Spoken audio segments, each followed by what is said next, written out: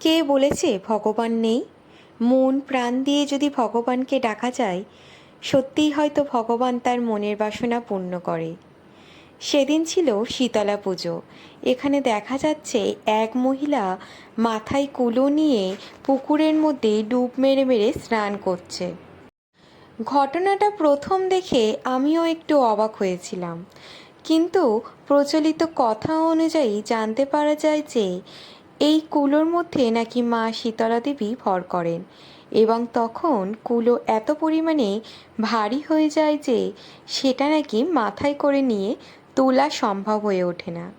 তাই এখানে কতগুলো মহিলা সেই মহিলাটাকে ধরে আছেন এবং তাকে তোলার চেষ্টা করছেন। আপনারা হয়তো দেখতে পাবেন মহিলাটা এতটাই ঝুঁকে পড়েছে যে ওনাকে তোলার জন্য সবাই জোর প্রাণ দিয়ে চেষ্টা চালাচ্ছে। আমি সত্যিই অবাক হয়ে গেছিলাম যে এরকমও কি হয় নাকি। সেদিন ছিল আমাদের পাড়ার শীতলা পুজো।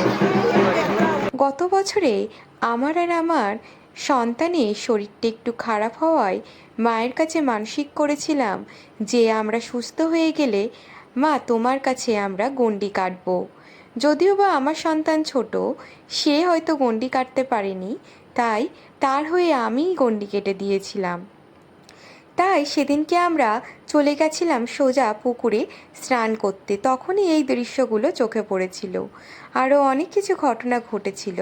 দেখতে হলে অবশ্যই ভিডিওটা দেখবেন, কেউ স্কিপ করবেন না, তাহলে অনেক কিছু মিস করে যাবেন।